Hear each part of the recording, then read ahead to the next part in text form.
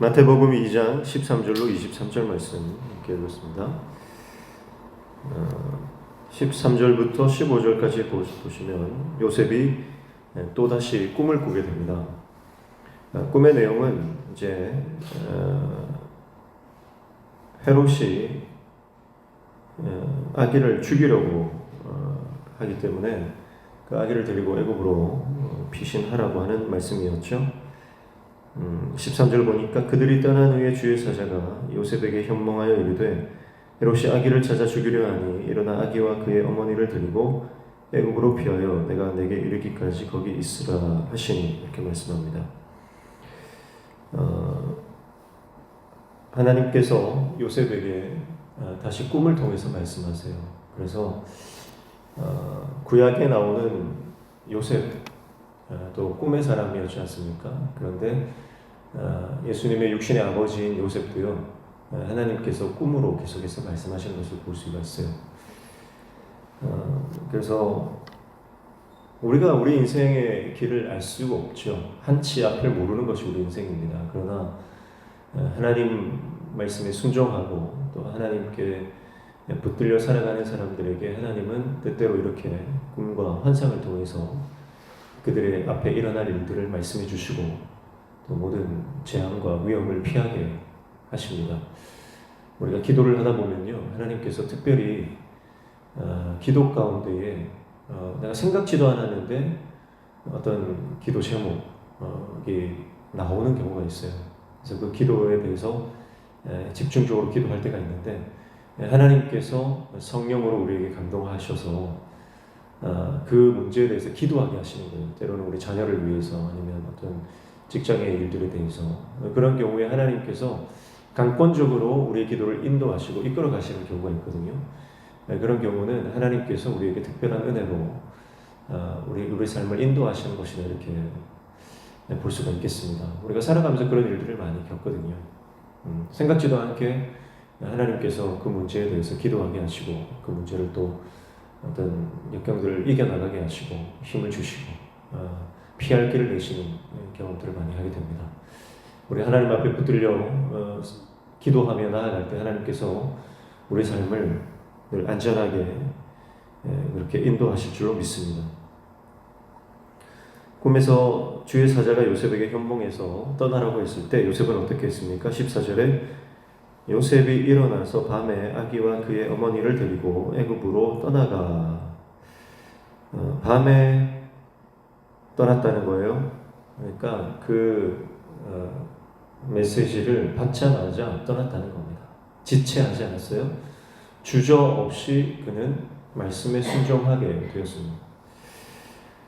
15절에 헤롯이 죽기까지 거기 있었으니 이는 주께서 선지자를 통하여 말씀하신 바 애굽으로부터 내 아들을 불렀다 함을 이루려 하심이라 이렇게 말씀합니다. 그래서 헤롯이 죽기까지라고 되어 있지만 실제로는 하나님이 다시 돌아오라고 말씀하실 때까지죠. 그러니까 요셉은 하나님의 말씀에 철저히 순종하며 움직이는 그런 인물이다라고 하는 것을 다시 한번 알 수 있고요. 그 순종이 결국 하나님의 말씀을 이루는 것입니다. 그래서 호세아 11장 1절의 말씀 애굽으로부터 내 아들을 불렀다 함을 이루려 하심이라. 이 말씀이 구약의 말씀이 다시 한번 성취되어지는 것. 그래서 하나님이 말씀하시고 그 말씀이 성취되는데 반드시 사람의 순종이 있다는 겁니다. 우리의 순종을 통해서 우리는 하나님의 언약을 이루고 하나님께서 약속하신 바를 받아 누리게 되는 줄로 믿습니다. 그렇게 애굽으로 피신을 했는데 헤롯이 아무리 기다려도 이 동방의 박사들이 돌아오질 않는 거예요. 왜냐하면 동방 박사들에게도 하나님께서 그들 가운데 지시를 하셨죠. 그래서 그들이 말씀하신 대로 지시함을 받아 헤롯에게로 가지 않고 곧장 그들의 고국으로 돌아갔기 때문입니다. 그래서 16절에 보니까 헤롯의 반응은 어떻습니까? 이에 헤롯이 박사들에게 속은 줄 알고 심히 노하여 사람을 보내어 베들레헴과 그 모든 지경 안에 있는 산의 아이를 박사들에게 자세히 알아본 그때를 기준하여 2살부터 그 아래로 다 죽이니 그렇게 말합니다. 헤롯이 박사들에게 속았다는 거예요. 그래서 굉장히 분노합니다. 심히 노했다는 거죠. 그래서 그 베들레헴과 그 모든 인근에 그 지경 안에 있는 사내 아이들 2살 이하를 다 죽여버렸어요. 베들레헴 그러면요 한 인구가 한 1000명 정도로 보는 것 같아요. 그러면 2살 이하의 아이가 몇 명쯤 될까 계산해 보면 100명 정도는 되지 않을 것 같아요. 그렇게 많은 숫자가 아닐 수도 있다 이렇게 느껴질 수 있죠. 그런데 베들레헴뿐만이 아니었어요. 그 모든 지경 안에 있는 아마 베들레헴과 그 인근에 있는 아이들까지 다 죽였던 것 같습니다. 그래서 정확한 숫자를 파악하기는 힘들지만 어쨌든 그 안에 있었던 모든 2살 이하의 아이가 다 죽었기 때문에 꽤 많은 숫자. 학살이 일어났다고 하는 거예요. 자, 헤롯이라고 하는 사람은 비정상적으로 권력에 집착하는 사람이었습니다. 그래서 그의 정서가 이미 고장이 나 있어요. 그의 양심은 없는 상태고요, 이미. 그는 완전히 어떤 지금으로 말하면 사이코패스죠. 그는 살인자고 자신이 원하는 것을 지키기 위해서 어떤 수단과 방법을 가리지 않는 그런 냉혈한이었습니다. 그래서 폭력과 공포로 그의 권력을 유지했고요. 그는 과거에 자신의 아내도 죽였고 자신의 세 아들도 죽인 그런 비정한 인물이었습니다. 그래서 그가 베들레헴 인근의 2살 이하 모든 사내 아이를 죽여버렸어요. 나중에 이 역사에 보면요, 이 헤롯이 자기가 죽기 직전에 자기가 죽으면 아무도 슬퍼하지 않을 것을 본인이 알았어요. 그래서 사람들이 곡을 하게 만들려고 어떻게 했냐면 당시에 존경받던 그 지도자들 있죠. 그 지도자들을 다 잡아다가 죽여버렸어요. 그러니까 자기가 죽을 때 같이 죽여라. 그래서 자기 때문에는 울지 않겠지만 존경받는 자들이 죽는 것을 통해서 백성들이 슬퍼하지 않겠느냐. 광기 어린 그런 모습을 보였다 이런 기록이 있고요. 또 어떤 그 기록에 보면 집집마다 한 명씩 다 죽였다는 거예요. 자기가 죽을 때 집집마다 한 명씩, 그래서 가정마다 다 곡을 하도록 그런 지금 우리로서는 도무지 상상할 수 없고 생각할 수도 없는 그 광기에 미친 그런 모습을 이게 역사적으로 찾아볼 수가 있거든요. 뒤틀린 집착과 광기, 사단은 그의 심리를 이용해서 이 땅에 태어나신 메시아, 그리스도 아기 예수를 처단하려고 했지만 하나님의 역사는 그 사단의 세력이 멈출 수 없는 것이었습니다. 이미 시작된 하나님의 나라는 그 누구도 막을 수 없는 것이죠. 세상은 그리스도인들을 향해서 분노하고 세상은 하나님의 나라가 망하기를 원합니다. 그러나 하나님의 나라는 망하지 않습니다. 하나님의 나라는 하나님에 의해서 끝까지 왕성하며 끝까지 이어져 나갑니다. 그리고 하나님의 구원의 이 역사, 구원의 계획은 절대 하나님은 포기하지 않으시고 이루어 가신다라고 하는 것이죠. 그래서 헤롯의 이러한 그 광기와 분노에 의한 학살을 피하게 하십니다. 그러나 그 땅에 있는 슬픔과 아픔은 어쩔 수가 없었어요. 그래서 이 사건들도 구약에 예언된 것이 이루어짐을 볼 수가 있습니다. 18절에 예레미야 31장 15절의 그 말씀들이 이루어짐을 보게 됩니다. 그리고 19절부터 23절까지는 요셉이 또 꿈을 꾸죠. 세 번째 꿈입니다. 혹은 세 번째와 네 번째 꿈이다 이렇게 볼 수가 있겠어요. 19절에 보니까 헤롯이 죽은 후에 주의 사자가 애굽에서 요셉에게 현몽하여 이르되 20절 일어나 아기와 그의 어머니를 데리고 이스라엘 땅으로 가라. 아기의 목숨을 찾던 자들이 죽었느니라 하시니 하나님께서 다시 주의 사자를 보내서 요셉에게 말씀을 하십니다.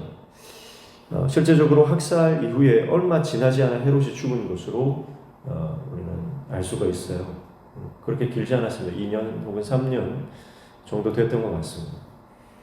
요셉 가족이 애굽에 머문 기간도 그래서 그렇게 길지는 않았어요. 그래서 이스라엘로 복귀를 하게 되는데 이 말씀은 21절 보니까 요셉이 일어나 아기와 그의 어머니를 데리고 이스라엘 땅으로 들어가니라 하면서 곧장 그 말씀에 순종을 하는 모습을 또 볼 수가 있습니다.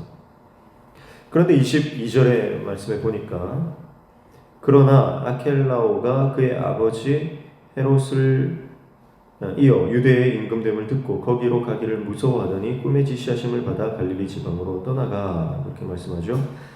그러니까 이제 베들레헴을 떠나서 애굽으로 갔다가 다시 돌아가라고 해서 베들레헴으로 왔는데 가는 길에 이제 베들레헴으로 돌아가기가 두려운 마음이 들었습니다. 왜냐하면 그 헤롯 대제의 아들 헤롯 아켈라오가 유대 분봉 왕이 된 걸 들은 거예요. 그래서 두려운 마음이 있었어요. 그래서 다시 꿈에 22절 하반절에 보니까 다시 꿈에 지시하심을 받아서 어디로 갑니까? 23절에 나사렛으로 가게 됩니다. 네. 그래서 23절에 보시면 나사렛이라는 동네에 가서 사니 이는 선지자로 하신 말씀에 나사렛 사람이라 칭하리라 하심을 이루려 함이로라 그렇게 말씀합니다. 그래서 이사야 11장 1절의 말씀이 또 성취되었다라고 마태가 이렇게 말씀을 하고 있습니다. 근데 이사야 11장 1절 말씀을 찾아보면요, 나사렛이라고 하는 지명이 등장하지 않거든요. 네. 이게 어떻게 된 거냐? 그래서 이사야 11장을 찾아보시죠. 이사야 11장 1절 보시면 이새의 줄기에서 한 싹이 나며 그 뿌리에서 한 가지가 나서 결실할 것이요 그렇게 말씀을 하고 있거든요. 여기에 나사렛이 등장하지 않는데 마태가 이 11장 1절 이사야 말씀이 성취되었다 그렇게 말씀하는 거예요. 그런데 여기에서 이새의 줄기가 나오잖아요. 여기에서 줄기라고 하는 히브리어가 네체르입니다. 네체르. 그러니까 마태는 이 이새의 줄기, 여기서 나오는 줄기, 네체르가 나사렛이라고 하는 동네에서 자라는 그 그리스도의 예언으로 봤고 그것이 이루어지는 사건이다라고 본 겁니다. 실제로 1세기 유대인들에게 나사렛 동네는 미천한 동네로 통용되죠. 그래서 나사렛에서 무슨 선한 것이 나겠느냐 그렇게 하지 않습니까? 그래서 이것은 이제 예수님께서 왕으로 이 땅에 오셨지만 그가 정말 미천한 동네, 정말 초라하고 아무도 주목하지 않는 그 동네 출신의 예수가 이새의 줄기로 다윗의 왕위를 잇는 메시아로 오신 것이다. 그래서 이것은 예수님께서 영광스러운 왕으로 오셨지만 이제 그가 세상에서 어떤 대접을 받을지에 대한 그 암시를 하고 있는 거예요. 예수님은 이 땅의 메시아로 그리스도로 이 땅에 다윗의 왕위를 계승하는 그 왕으로 이 땅에 오셨다는 거예요. 그러나 왕으로 오신 그 예수님을 세상 사람들은 어떻게 본다는 거예요? 그가 아무것도 아닌 것처럼 미천한 것처럼 정말 초라한 동네 출신의 그런 사람으로 취급하고 그런 대접을 한다. 그것을 암시하면서 이제 출생 서사의 마지막 방점을 찍고 있습니다.